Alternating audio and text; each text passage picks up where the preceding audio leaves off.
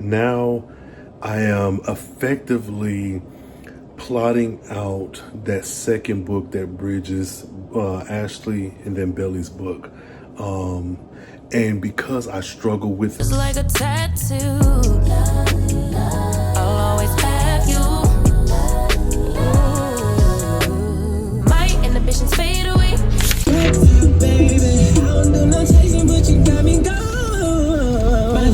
So look, part of me building this fictional world and trying to have these interconnected books and series is that I knew I would have to do this, but I think I kind of was dragging my feet about it. I have to make a family tree for fucking everybody. So I am planning out this second book or this 0.5 book that comes between Loving Ashley and Loverboy's book 2, the Belly book. And because of the content, because of like the setting of what's going on in the book, you're going to meet a lot of different people, but they'll be like in passing. And that being said, I was just thinking, okay, I'm going to eventually do a story with this person. I have to do this, that, and the third and plant this seed. But I was like, because I have, just for example, someone's sister interacting with a different character, I was like, okay, I can't, then if that's the case, this one person who I wanted to have a book, they cannot be shocked at, they have to have some familiarity with the person that the sister is dating. It was just like, so that's going to be a heavy part of what I'm doing going forward. So I just needed to like get that out. Like these family trees are ridiculous already. Oh man. I think I need good chat therapy.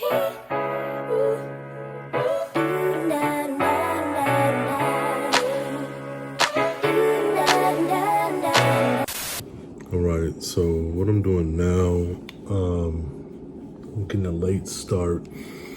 I am going to go forward with the whole family tree thing. I thought I could just do that in one video, but I think what has to happen is I have to do that while simultaneously like plotting out these other books that would be impacted by whatever the family trees end up being. So I don't know how long this video might be. But I will say this, while developing the family trees, I try not to get too crazy with it. Like if I have an immediate character and they have a sibling, I probably throw in a parent, maybe an aunt or an uncle, but I don't always go grandparents, 12 cousins, like unless specifically that family is going to be big and I need them for different pieces. Like, because if you've noticed in Loving Ashley, Michelle's family, there is an older brother and there's a plan for him. He's kind of on reserve, but at one point I think I almost gave them a sister as well. And I was like, nah, there's too many moving parts. I have a story, the duet series. If you've been around here for a while, you remember that duet series that I was working on like way at the start of my YouTube career. And it didn't fall by the wayside, but I'll say that there's a character who has several sisters. And I wrote it out where I think she had 3 sisters. But it was like too many moving parts and they did not matter. And so I ended up combining the majority of them. So it turns out instead of there being 4 girls, there were just 3. And the one you don't see as much because she would come in later. And I probably could have got rid of her too. But I was like, you know, I want that buffer, that youngest, middle, and eldest child. It'll make more sense once you read that book. But yeah, so I don't even know if this is like a family tree video or if this is just me trying to figure out just figure this shit out. So that's what I'm doing now. So because the thing that initiated this thought that I have to get the family tree together is that second book that bridges Loving Ashley into Belly's book, I'm going to start there and kind of work my way out. So I know the family members that I have in Michelle's family, I know who I have in Ashley's family, and then I'm going to work out from there. So that's what I'm doing now. I'll check back in when I have a little bit more. All right. Okay, they were sisters.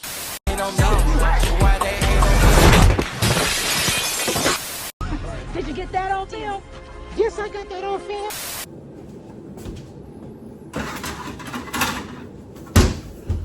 Okay, so I like that. There we go. So I need to. So the family tree thing that I thought I needed to do, which I did, was actually not as intensive as I thought. I really don't need to flesh out anyone but one family, and even with that, it's like 2 additional people.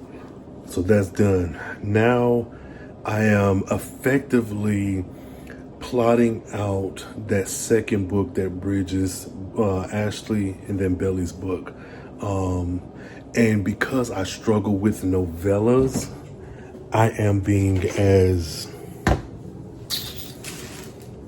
concise as I possibly can. Like, I have a very clear roadmap.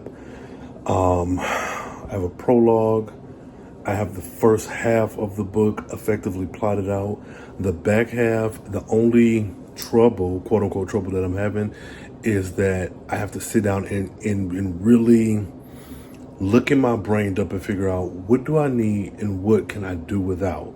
Because I'm subject to throw so many people into this book, which is supposed to be a fun little lighthearted book anyways, but the ending is already planned. I know where I need to end up, and that first half is done, so I just need to bridge that gap in a way that's fulfilling, satisfying, and it's not difficult per se, but I know that I want this done. Now, I'm not rushing. There's no deadline. Because my plan, I'm just saying now, it ain't no secret. I would like for this to be done, for me to finish Belly's book. And let's just say I'm done with Belly's book like end of August. Let's just, in a fictional world, everything is done, covers done, editing done, book ready to go. I want to release this book, this novella, because I'm determined to make it a novella. I want to release this book, let's say October, then release Belly, let's say December, just to like give a generic timeline. Because though the Loverboy series is 3 books, Ashley, Belly, and Cian, I want to be able to give people a little bit of something prior to getting into Belly's book. Like, the way I have this planned in my head, I'm hoping that I can execute it effectively. So I'm looking at today as like a full work day. I'm going to give me 8 hours to really dig into all of these projects. And this is my first like 15-minute break for those of you in the corporate world. So that's where I am now. And I'll probably check back in when I get deeper into that back half of the book. So let me make my food. All right. My little safe haven of conversation, where we make space and ease. Don't leave me go. So as you come home, as long as you come home, hanging out with your boys. As long as you come home. I know that's right, Brooke. So check it. I've gotten some work done. I've dealt with the family tree of it all with one of the books. I'm still trying to plot out the ending of it, but all the parts that I need to solidify it within the Loverboy series space is done. So I might give myself a break from working on this novella. I'm claiming it as a novella, working on this novella right now. Collect all my notes together for the parts that I have, and then move on to Belly's book. I think that'll be my next step, because I'm trying to get some work done. So I call myself treating today like a full 8-hour work day for writing. That did not happen. When I tell you I got my ass in that bed I still did like some work stuff, but like I wasn't as productive as I wanted to be. And then it's almost quitting time. I got like an hour and some change for what would actually be quitting time for me. But yeah, I'm going to pivot and move on over to Belly's book. So I'm going to wrap up this video vlog here. Had a good time. Thank you for coming out to see me. I'm Rhayne Coleman. I am the love story architect. I'm writing stories about black folks in various situations. Right now, I am in my contemporary love story bag.